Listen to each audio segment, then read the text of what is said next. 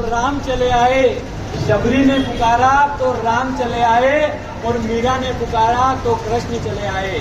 शबरी ने पुकारा तो राम चले आए, मीरा ने पुकारा तो श्री कृष्ण चले आए, चंदना ने पुकारा प्रभु महावीर चले आए और आपने पुकारा तो हम चले आए, गुरुदेव चले आए। एक छोटी सी स्टोरी सुनाता हूँ। एक धर्मीजन सेठ था, जैसे आप सभी हो। उसका एक सुपुत्र लड़का था। लड़का बड़ा हो गया था। जैसे आपके लड़के बड़े होने लगते हैं तो आपको चिंता होती है।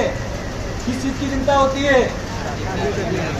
उस सेठ को अपने लड़के की चिंता होने लगी थी। लड़का बड़ा हो चुका है, अब उसकी शादी करनी है। आपको भी चिंता होती है ना? उसे चिंता होने लगी थी, मेरे लड़के की शादी करनी है, वो बड़ा हो गया है। लेकिन उसे चिंता इस बात की नहीं थी कि लड़की नहीं मिल रही है।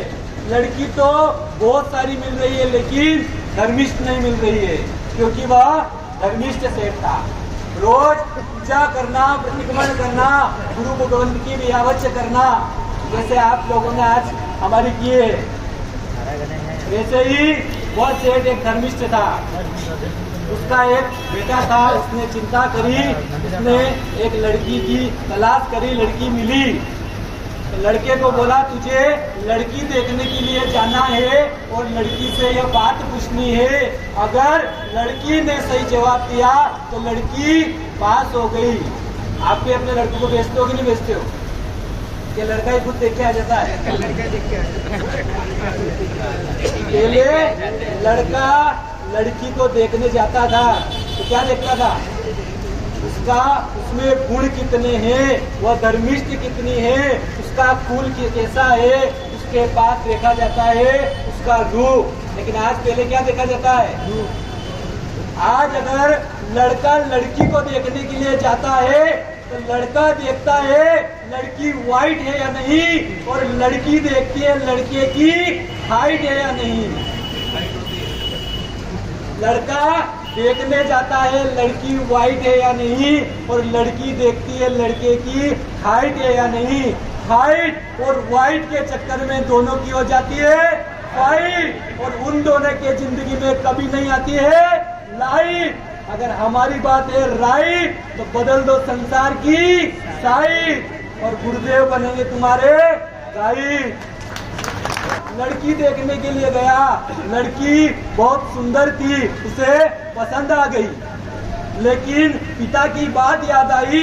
पिता ने कहा था यह बात उससे पूछना, अगर सही जवाब दे तो वह पास होगी। बोलो क्या पूछा होगा उसने? लड़के ने पूछा लड़की से 12 में से 4 गए तो कितने बचे? कितने बचे? लड़की ने जवाब दिया 0।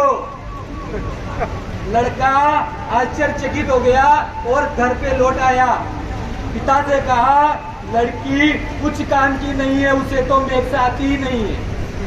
उसे पूछा 12 में से 4 गए कितने बचे? तो 8 बोलना चाहिए था, लेकिन 0 बोला। पता है आपको 0 क्यों बोला? तो पिता ने कहा मैं तुझे बताता हूँ, और पिता खुश होकर बोले लड़की पसंद है, इतनी धर्मिष्ठ बहू कहीं नहीं मिल सकती। तो लड़के ने पिता से पूछा कैसे पिताजी, इसे तो मैथ्स आती नहीं है, वो कैसे घर को संभालेगी? पिताजी ने व्यवहारिक तरीके से बताया मैं तुझे बताता हूँ कि अगर 4 महीने में किसान, अगर 4 महीने में बारिश नहीं होगी तो किसान खेती नहीं कर पाएगा, और खेती नहीं कर पाएगा तो अनाज नहीं आएगा, अनाज नहीं आएगा तो उसके पास पैसे नहीं आएंगे, और इन 4 महीनों में अगर वो पैसा नहीं कमा पाएगा तो आने वाले 8 महीने बेकार हो जाएंगे।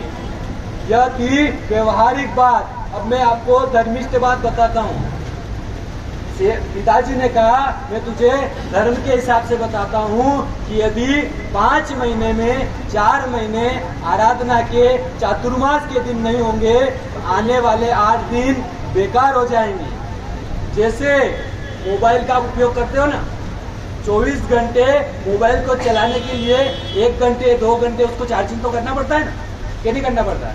करना पड़ता है, वैसे ही अपनी इस जीवन रूपी गाड़ी को चार्ज रखने के लिए, धर्म में जोड़ने के लिए अगर आपको करना है तो इन 4 महीनों में अपनी बैटरी को चार्जिंग करना होगा।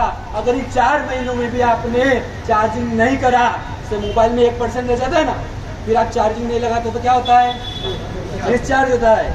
वैसे ही अगर 8 महीने में आपने आनंद किया, मौज किया, मस्ती किया, लेकिन अब आया है मोबाइल को, अपनी जीवन रूपी गाड़ी को चार्जिंग करने का। इस जीवन रूपी गाड़ी को अगर इन 4 महीनों में चार्जिंग नहीं किया तो आने वाले 8 महीने आपकी जीवन रूपी गाड़ी डिस्चार्ज हो जाएगी। तो बस यही कहना था, ज़्यादा से ज़्यादा आराधना में जुड़ना और अपनी जीवन रूपी इस गाड़ी को चार्जिंग करना। हमारे MP नगर में ऐसे कई छोटे गांव हैं जहाँ गुरु भगवंत की निष्ठा नहीं मिलती है। 4-4 साल 5-5 साल चातुर्मास नहीं होते हैं, लेकिन फिर भी वह उनकी आराधना साधना में लगे रहते हैं। आप इतने पुण्यशाली हो कि आपके इस संघ में गुरुदेव की निष्ठा मिली है। आपको पावर बैंक के रूप में वहाँ से उग्र विहार करके पावर बैंक के रूप में आपकी पड़ी हुई बैटरी को पड़ी हुई बैटरी को चार्जिंग करने के लिए आए हैं। तो बस ज़्यादा से ज़्यादा आराधना में जुड़ना, क्योंकि आया है आराधना का सीजन, भर लो जीवन में धर्म का ऑक्सीजन। आया है आराधना का सीजन, भर लो जीवन में धर्म का ऑक्सीजन। यहाँ नहीं चलेगा आपका कोई रीजन, क्योंकि आत्मभाव का करना है हमें रिवीजन। अगर बनना है आपको सच्चा धर्मी जन, तो आज ही कर लेना आपका फाइनल डिसीजन। बिना आज्ञा अगर कुछ कहा हो तो मैंने